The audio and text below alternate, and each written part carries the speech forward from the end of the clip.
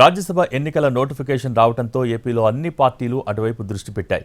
TDP కూడా అభ్యర్థులను పోటీలో పెడుతుంది అనే ప్రచారం జరుగుతోంది. అయితే ఇప్పుడు ఉన్న బలం కంటే అదనంగా 25 నుంచి 26 మంది ఎమ్మెల్యేలు అవసరం టీడీపీకి ఉంటుంది.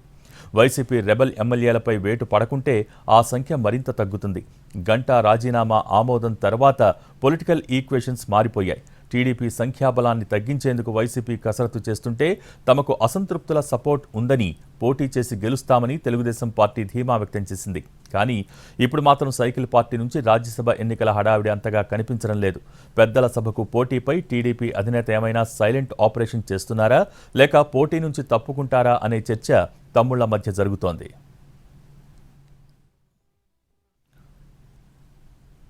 చంద్రబాబు కామ్గా ఉండటంతో ఈ మౌనం దేనికి సంకేతం? రాజ్యసభ రేస్ నుంచి టీడీపీ తప్పుకున్నట్టేనా, లేక గుట్టు చప్పుడు కాకుండా వ్యవహారం చక్కబెడుతున్నారా అనే చర్చ జరుగుతోంది. ఎమ్మెల్సీ ఎన్నికల్లో ఎలాంటి హడావిడి లేకుండానే అభ్యర్థిని బరిలోకి దింపటం, ఎమ్మెల్సీ స్థానాన్ని గెలుచుకోవటం చకచకా జరిగిపోయాయి.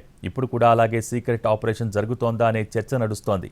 వైసీపీలో అసంతృప్తుల సంఖ్య ఎక్కువగానే ఉంది. దీంతో వారితో టీడీపీ హైకమాండ్ టచ్లోకి వెళ్లి ఉండవచ్చని, లేదా వైసీపీలోని అసంతృప్తులే టీడీపీ హైకమాండ్తో టచ్లోకి వచ్చి ఉంటారనే వాదన వినిపిస్తోంది.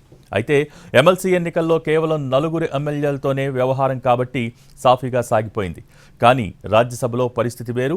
25 నుంచి 26 మంది పక్క పార్టీ ఎమ్మెల్యేలను ఒప్పించాలంటే చాలా కష్టంతో కూడుకున్న వ్యవహారంగా ఉంటుంది అనేది టీడీపీ వర్గాల్లో జరుగుతున్న చర్చ. ఈ క్రమంలో రాజ్యసభ ఎన్నికల్లో పోటీ అంశంపై ఆసక్తి నెలకొంది.